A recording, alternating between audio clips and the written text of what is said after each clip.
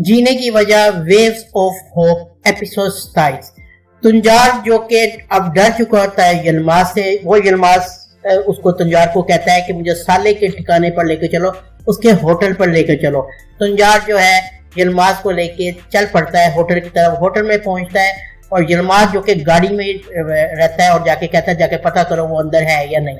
तुंजार जब जाता है देखता है कि साले वहां पे मौजूद नहीं होता और वो से उसके जो होटल का एक वर्कर होता है उससे पूछता है कि साले कहाँ पे है। तो कहते हैं कि पता नहीं वो कहाँ पे गए, यहाँ पे तो नहीं है। खैर तुंजार वहां से वापस आके गाड़ी में बैठ जाता है। उसी टाइम होटल का वर्कर साले को फोन करके बताता है कि तुंजार यहाँ पे किसी के साथ आया है, तुम्हारा पूछ रहा था। साले को ये बात समझ आ जाती है कि यकीनन तुंजार यलमाज को ही लेके आया होगा। वो फौरन से उसी टाइम कॉल करता है तुंजार को और कहते हैं कि तुम कहाँ हो इस वक्त। तो तुंजार आगे से बहाने करता है तो कहते तुम मेरे होटल में यलमाज को लेके आए हो, तुम मुझे फंसाना चाहते हो और ये करना चाहते। लेकिन तुंजार कहता है नहीं हम तो सिर्फ बात करना चाहते हैं। दूसरी तरफ जो टैनर भी अपनी गाड़ी में तेज रफ्तारी से जा रहा होता है, उसके हाथ में भी पिस्तौल होती है। वो कहाँ जा रहा होता है ये तो मैं भी आपको आगे बताऊंगा। टैनर जो है सीधा अपने ठिकाने पर जा रहा होता है जहाँ पे साले होता है, जहाँ पे गैर कानूनी सारा काम होता है। टैनर जो है वहां पे पहुंचता है, साले वहां पे मौजूद होता है। टैनर वहां जाके साले के पास जाता है और साले जो टैनर के हाथ में पिस्तौल देख के उस परेशान हो जाता है, उसके रंग उड़ जाते हैं। असल में टैनर यहाँ पे अब जो है साले को हटाना चाहता था रास्ते से और इस वजह से वो वहां पे पहुंचा था। टैनर जो साले को 2 गोलियां मारता है जिससे साले गिर जाता है और उसी टाइम उसकी मौत हो जाती है।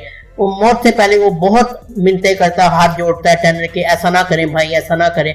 लेकिन टैनर जो है अब उसको लग रहा होता है कहीं मैं ना फंस जाऊं, इस वजह से वो साले को भी रास्ते से हटा देता है और गोली मार के उसको मार के वहां से अपनी गाड़ी पर निकल पड़ता है। यानी कोई भी उसको नहीं देखता टैनर को, और वो एक और कत्ल करता है इस ड्रामे में साले का।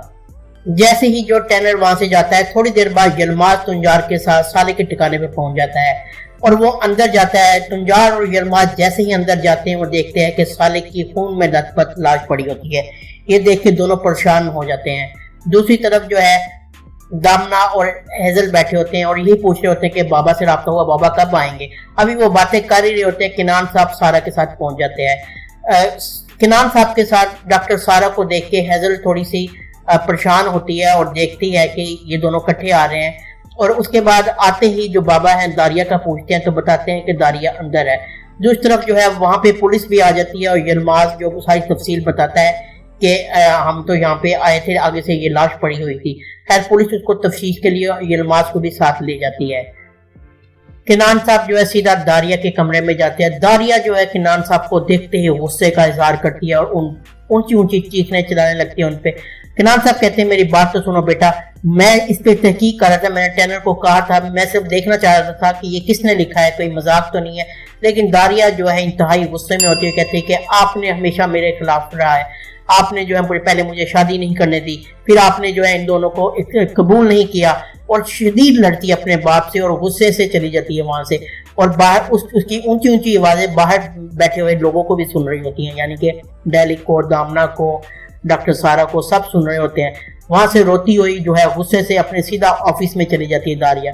ऑफिस में जाके वो बहुत रोती है और सारी चीजें उठा के इधर से उधर फेंकती है, अपना लैपटॉप में तस्वीरें, कुर्सियां, मेज इधर उधर फेंकती है, यानी अपने गुस्से का इजहार करती है। दूसरी तरफ जो है अस्पताल में भी अर्दा को होश आ जाता है, जिसकी वजह से सारे सुकून का सांस लेते हैं और खुश होते हैं, क्योंकि डॉक्टर आके बताता है कि अर्दा जो है अब ठीक है, उसको होश आ चुका है। और सारे जो उनके माँ बाप और जो एलिफ है वो भी खुशी का इजहार करती है और यलमाज को बताती है कि अर्दा को होश आ गया। दूसरी तरफ यलमाज जो कि थाने मौजूद होता है, उसके फिंगरप्रिंट्स लिए जाते हैं ताकि पता लग सके कि कत्ल करने वाला कौन था, क्या कत्ल इसी पिस्तौल से किया गया है। और उस यलमाज की भी तफ्तीश जारी होती है। यलमाज को भी तफ्तीश के बाद और फिंगरप्रिंट्स लेने के बाद घर भेज दिया जाता है। दूसरी तरफ सुबह हो जाती है, सब नाश्ते की टेबल पे बैठे होते हैं। किनान साहब, टैनर, डेलिक और सारे नाश्ता कर रहे होते हैं, लेकिन दारिया वहां पे नहीं होती। किनान साहब पूछते हैं कि दारिया कहाँ पे है, तो बताया जाता है कि वो तो रात से घर ही नहीं आई, तो इसका मतलब वो ऑफिस में ही है। किनान साहब जो है दारिया को फोन करते हैं, बहुत फोन करते हैं, लेकिन दारिया फोन नहीं उठाती। दारिया उस टाइम जो है कब्रिस्तान में मौजूद होती है, अपने शोहर, अपने बेटे की कब्र के पास। वहां से वो वापस चल पड़ती है। सुबह जो है नाश्ते के बाद यलमाज उमद को कहते हैं मैं तुम्हें स्कूल छोड़ आता हूँ, चलो और जल्दी स्कूल के लिए लेट हो रही है। जब यलमाज जो है उमद को स्कूल लेके जा रहा होता है, दारिया भी वहां से गुजरी होती है। उमद दारिया को देख के जो है आवाज लगाता है दारिया आपा, और जो है दारिया उसकी आवाज सुनकर रुकती है और उसको आके प्यार करती है। और वो कहती है आप दारिया कहती है कि मैं थोड़ी सी परेशान हूँ, दुआ करना। उमद को कहती है तो उमद कहता है कि मैं दुआ करूंगा आपकी तमाम परेशानी दूर हो जाए।